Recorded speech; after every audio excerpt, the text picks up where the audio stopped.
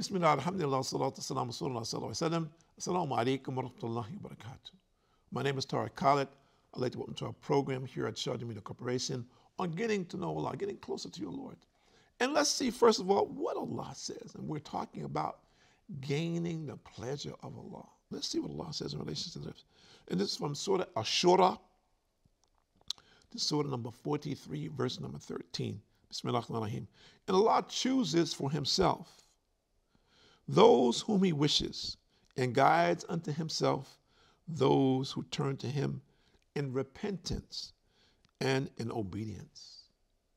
So Allah is saying that he chooses to guide who he wants. So two things here he's mentioning: repentance and obedience. This is a challenge for us, isn't it? So let's first look at obeying Allah. And to obey Allah, we need to know what Allah requires from us. What are the rules? What are the laws? What are the regulations that Allah has prescribed for us? What is lawful? What is unlawful for us? We need to know that. And we need to stay clear from those things which are unlawful. And the things that will lead us to unlawful acts. It's best to stay away from those things which we know will lead us to that. Stay away from them. That becomes a safety net for us, doesn't it? We know that, okay, if I go this place, for example, those guys there are doing some things, it's attractive to me, but Allah is not pleased with it, so I better take another direction, as an example. So the obedience to Allah, we need to learn what it is that obedience to Allah is. And to do that, we need to sit with people of knowledge and ask questions and sit in their lessons and try to implement that which we learn. Repentance. We need to repent once we know that we have committed a sin. We know that we've committed a sin, then we should repent to Allah subhanahu wa ta'ala for these sins. Not assume, well, Allah is all forgiving, all knowing. Yes, and Allah will forgive me. Yes, but we should take a formal action. We should formally come to Allah and say, Allah, forgive me, have mercy on me for this deed, for this action. I will not do this action again. I'll try to stay as far away from this as possible. Help me and make it easy for me to avoid ever returning to this. And we should have the intention to do that. Take the actions that are required to prevent this happening again. And if, for example, it does happen again, take the same steps until we can be cleared for it. Let's take a person who has some addiction, let's say alcohol, drugs, whatever, cigarettes, as an example, some addiction that is harmful for him and forbidden at the same time. And in many instances, people who are addicted to substances, they can't stop right away. They stop, and maybe this may go on for several years. But Satan doesn't want you to stop. You have to remember this. He doesn't want you to stop. He wants you to die in this condition where you're sinning. So even if you start and stop, you should continue to repent to Allah. You should continue to pray to Allah. You should continue to believe in Allah. You should not allow this to weaken your faith. So much so that, well, Allah, and Satan will say this to you, will whisper this to you, well, Allah, what you doing? Why you stop drinking? Why you stop drinking alcohol? Why? You know, it's good for you. There's no problem with it. Look, all your friends drink. No problem. Why should you stop? And the man who says, well, you know, Allah, God doesn't like this. Oh, God is not going to forgive you. Look, you're a sinner. Accept the fact. You're a drunk. Accept who you are. You're an alcoholic. Accept it. and just live with it. God is never going to forgive you. Why would he forgive you? You're the worst thing on the earth. Just go somewhere and get drunk and forget about it. This is the advice of Satan. Why? Why? Satan wants to lead everyone to the hellfire. Once he got you in his grasp, he will not let you go. He will keep polluting you until your total environment and you yourself personally is toxic. So you have to fight him. And to fight him is to keep calling on Allah. No matter what your condition is, pray. Pray. Keep praying. Ask Allah, help me in this condition. Take me out of this condition. Oh Allah, I want to change this condition. Believe that you can change. Keep fighting that you can change until the help comes. Until you can take a step away from this. And you ask Allah to give you the strength and the ability to do that. There are millions of people who have done it. Why can't you do it? It's based on your faith and your efforts. Base your effort on your faith and keep going. You stumble, you fall. Fine. Don't stop. Satan would say, oh man, look at you. You're the pits. Look at your condition, man. Allah's not going to accept you. Are you kidding? Nobody else out here accepts you. Look at you. You're a bum. No, look, your family, everyone is giving up on you. You think Allah's going to accept you? Why would he accept you? Don't feed into this. That's a lie. Keep striving. Keep making effort. Keep asking Allah to forgive you. And this we're suggesting for anyone who is involved or unfortunately in a predicament due to some addiction. Hold on to the rope of Allah. And don't listen to the people. People say, oh, you know, you're doing haram. You're doing what's not lawful. And, you know, you're going to hell. Only Allah knows who's going to hell. Only Allah knows that. And Allah is a change of hearts. But you have to turn your heart to Allah. You have to want to obey him. You have to take the steps to obey him. You have to repent. You cannot be arrogant, as some people are. They're arrogant because they have some position, some status, so they think they can get away with that.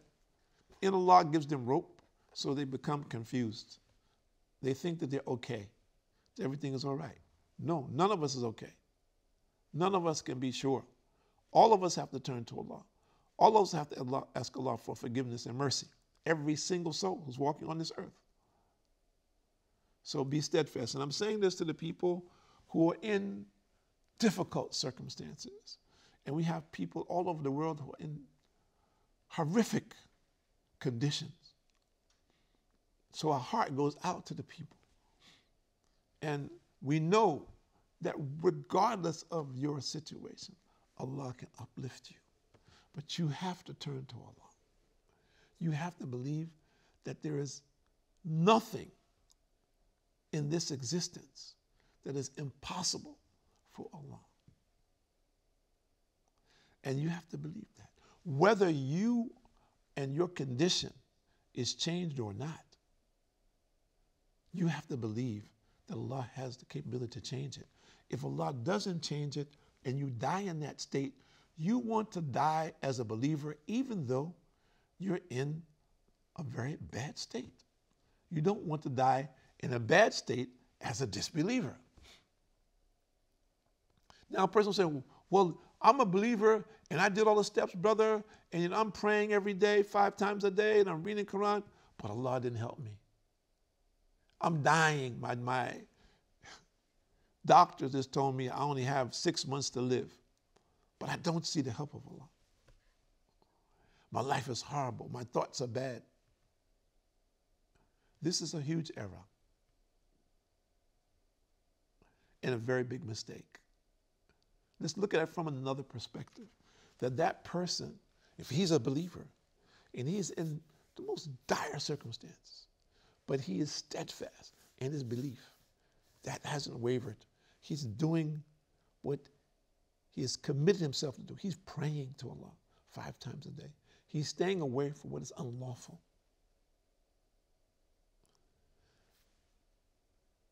whatever he's suffering becomes a means of forgiveness for his sins. So Allah is just giving him time. And if the doctors have given him a time, says you 6 months to live, and Allah knows best. There are many people with 6 months to live and they live 6, 10, 15, 20 years. Only Allah knows when your time is up. But let's just say the time is coming near and you have been steadfast.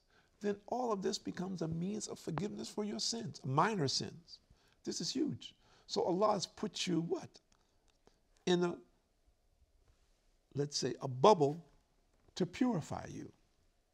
Now, what you have to do is repent for all of your bad deeds and actions. And you should continue to repent. And then, what will happen? Allah, it gives you His mercy. When Allah gives you His mercy, you will get paradise. So you die, people say, oh, that guy, he had nothing in this world. Nothing. Look, he died poor. He suffered so much. They're not seeing. They don't understand that this was a means of forgiveness for your sins. And now the angels come and take your soul. You will be in the grave. And your grave, inshallah ta'ala, will be a garden of paradise.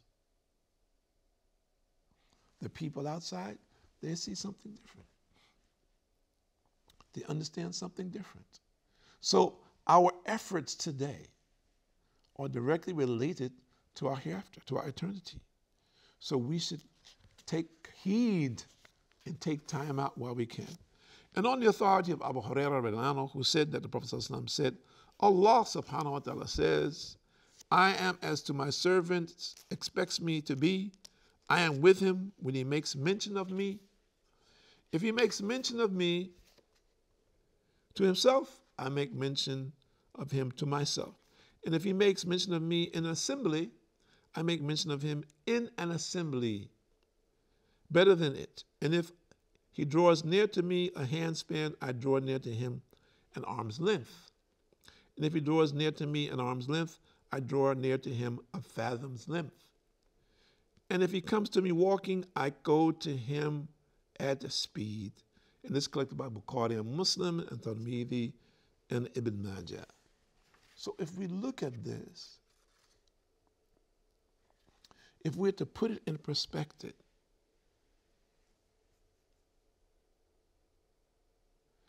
the status that we have with Allah is totally up to us.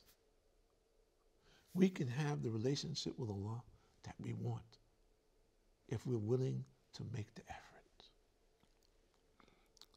And Allah says in Surah Al-Ankabut, Surah number 29, verse number 69, Bismillahirrahmanirrahim, as for those who strive hard in our cause, we will surely guide them to our path, meaning to Allah's religion. So, Allah guides who He chooses. Is there anyone who says that he doesn't want to be among those who Allah is choosing? So, the path is clear for those who wish to see. Allah has given us the guidance to follow the path. The Quran is the guide for all of mankind until the day of judgment. If you don't have it, get a copy in your language and read it. Do not be obstinate, like so many people. Oh, I'm not going to read that. Oh, I might get brainwashed. Oh, I don't want to be like those Muslims. Look, those Muslims, they're a bunch of terrorists. Look, every day you see on the news someone who is being promoted as a terrorist, or some terrorist group has killed somebody or blown up something and so forth. You know, it's very interesting because ultimately Allah knows best that this is a very serious trick from Satan to keep the people away from understanding and even pursuing and looking into Islam. That the media just slaughters Islam openly, and there are people who, of course, say that they're Muslims, and some of those are very questionable if they are or not. And they're doing all kinds of devious acts, which, and many of them also, they're putting them in the media so people can see them. So these people are also tools of Satan to distract people away from the true path. And of course, anyone in their right mind who sees somebody on the screen, he's killing people, and he's saying Allahu Akbar. Okay, an example says, what kind of Allahu Akbar is that? What kind of religion is that? How are you calling the people to Allah like this? So of course, this will lead people astray naturally. Why would someone want to participate with a religion that seems to okay this kind of violence and extremism? And that is the furthest thing from the truth. Religion of Islam does not justify these actions. And these actions are outside the guidelines of Islam, and they're being perpetrated by people who are astray from Islam. And Shaitan is taking this out of perspective and putting in the public eye purposely to misguide people, to misdirect them, to keep them away from Islam, so they will follow other paths. And as you see, you have people who are following, and I shouldn't say the name, but some of the popular, let's say, websites and all the other different associations that we find on the internet, and they have become their gods. And they're ultimately saying this, well, I follow X, Y, Z, because they're providing this information, this information, this information. So they become loyal servants of information. And just taken out of context, who is their Lord? And what will be the consequences of those actions? So we're asking everyone out there to look at Islam for yourself, for the sake of your own soul, for your own salvation. Get to know your Lord for the sake of your own salvation before it is too late. Take the time out. Get a Quran in your language, read it, and then sit with someone of knowledge and ask questions based on your life and based on what you see. My name is Tariq Khalid. I'd like to thank you for joining us here at Sharjah Media Corporation, doing what we hope Allah is pleased with, seeking the pleasure of Allah subhanahu wa ta'ala 24/7, doing that which Allah wants us to do, not what we want to do. Getting closer to Allah, getting to know Allah for the sake of our own salvation, for the sake of our families, our societies, and humanity at large. Assalamu alaikum wa rahmatullahi wa barakatuh.